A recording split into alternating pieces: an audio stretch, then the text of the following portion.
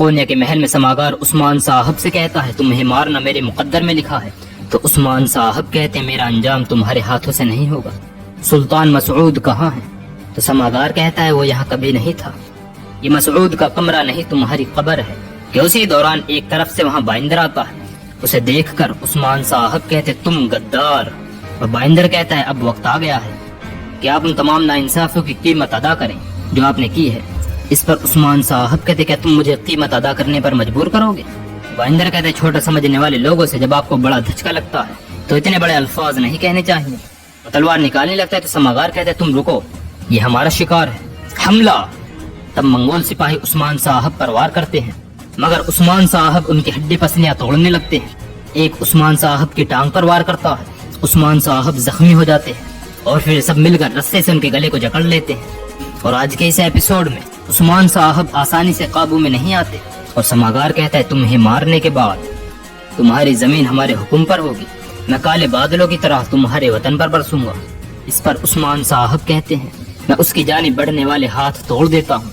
سماگار رسی پکڑ کر کہتا ہے اگر وہ ہاتھ تمہارے گلے میں رسی لپیٹ رہے ہو تو عثمان صاحب کہتے چاہے رسی میرے گلے میں ہو پھر بھی میں بھیڑ جاؤں، لیکن تم مرتے ہوئے بھی گیدڑ ہو، بس ایک بار کھڑا ہو جاؤں تو پھر تم سب سے حساب لوں گا۔ اور سلطان کے دروازے کے باہر پہنچ کر سلام دعا کے بعد شیخ صاحب کہتے ہیں ترکمانوں کے محافظ عثمان صاحب کے صاحبزادے شہزادے علاء الدین ہے، جناب سلطان علاء الدین کی خدمت میں پیش ہو کر انہیں ایک اہم معاملے سے آگاہ کرنا چاہتے ہیں۔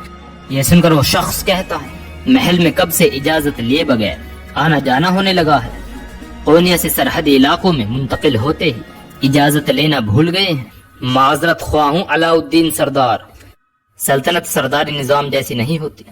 اور پھر قونیہ کے اس محل کے لیے کہتا ہے تو علاء الدین کہتا ہے ہمارے محل میں دشمن اپنی مرضی سے نہیں چل پھر سکتے، ہم آپ کی مہمان نوازی کر سکتے ہیں مگر فی الحال ہمیں راستہ دیجیے، معاملہ اہم ہے۔ یہ سن کر وہ شخص کہتا ہے سپاہیوں دروازہ کھول دو، تو دروازہ کھول دیتے اور وہ اندر داخل ہو جاتے ہیں۔ اور ادھر بائندر عثمان صاحب سے کہتا ہے اپنی حالت تو دیکھیں، وقت بدلتا ہے اور دن سے رات ہوتی ہے، اس نظر انداز کیے جانے والے حقیر سمجھے جانے والے بائندر سردار سے ہارنے جا رہے ہیں۔ عثمان صاحب اس کی تلوار پکڑ لیتے ہیں، لکڑ بگوں کی حکمرانی، اور کھڑے ہو کر کہتے ہیں شیر کے اپنے پیروں پر کھڑے ہونے تک ہی رہتی ہے، اور سر سے وار کرتے ہیں اور رسیاں پکڑ کر منگول سپاہیوں کو لٹ پلٹ کر دیتے ہیں۔ سماگار کہتا ہے مقابلہ مت کرو عثمان، مارے جاؤ گے۔ بائندر کہتا ہے ہرگز نہیں، یہ زندہ رہے گا، اور ایک طرف لے جاتا ہے۔ عثمان صاحب منگول سپاہیوں کو مار رہے ہوتے ہیں اور بائندر کہتے ہیں میں والدہ سلطانہ سے